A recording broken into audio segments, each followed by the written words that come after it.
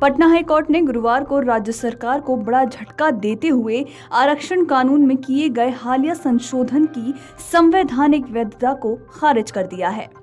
वहीं सरकार के कानून को चुनौती देने वाली याचिका को स्वीकृति दे दी गई है।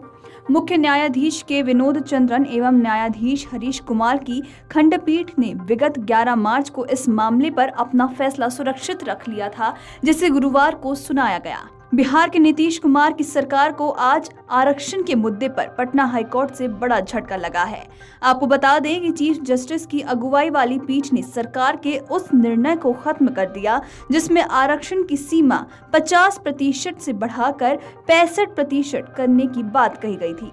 आरजेडी के साथ गठबंधन में रहते हुए नीतीश कुमार ने जाति आधारित गणना कराने के बाद ये फैसला किया था। हाईकोर्ट से भले ही झटका लगा है, लेकिन सरकार के पास अभी भी अपने इस फैसले को बरकरार रखने का एक मौका है। हालांकि इसके लिए उसे केंद्र सरकार के समर्थन की दरकार होगी। याचिका में राज्य सरकार द्वारा 21 नवंबर 2023 को पारित कानून को चुनौती दी गई थी, जिसमें SC, ST, EBC और अन्य पिछड़े वर्गों को OBC एवं अन्य पिछड़े वर्गों को 65% आरक्षण दिया गया था, जबकि सामान्य श्रेणी के अभ्यर्थियों के लिए मात्र 35% की पदों पर सरकारी सेवा में दिया जा सकता है, जिसमें EWS के लिए 10% आरक्षण भी शामिल है। वहीं अधिवक्ता दीनू कुमार ने पिछली सुनवाई में कोर्ट में दलील देते हुए कहा था कि सामान्य वर्ग में EWS के लिए 10% आरक्षण रद्द करना भारतीय संविधान की धारा 14 और धारा 15(6)B के खिलाफ है। उन्होंने बताया था कि जातिगत सर्वेक्षण के बाद जातियों के अनुपातिक आधार पर आरक्षण का ये निर्णय लिया गया है, न कि सरकार नौकरियों में पर्याप्त प्रतिनिधित्व के आधार पर ये निर्णय लिया गया है। हाल ही में संपन्न हुए लोकसभा चुनाव के दौरान विपक्षी दलों में आरक्षण का मुद्दा जोरदार तरीके से उठाया था।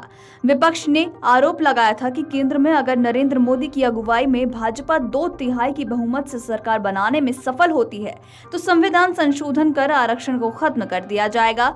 हालांकि प्रधानमंत्री नरेंद्र मोदी खुद बार-बार इस बात को दोहराते रहते हैं कि कोई भी आरक्षण को कभी भी खत्म नहीं कर सकता। अब तक कई राज्यों की सरकार ने केंद्र सरकार के आरक्षण की सीमा बढ़ाने की गुजारिश की थी।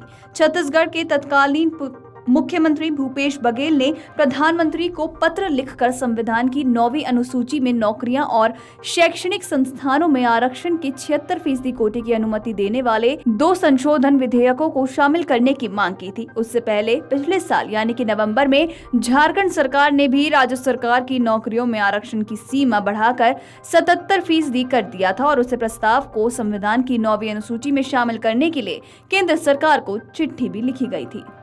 वीडियो डेस्क अमरउजाला.com। अगर आप ये वीडियो YouTube पर देख रहे हैं तो हमारे चैनल को सब्सक्राइब करें और बेल आइकन को दबाना ना भूलें। अगर आप Facebook पर ये वीडियो देख रहे हैं तो हमारे पेज को लाइक करें।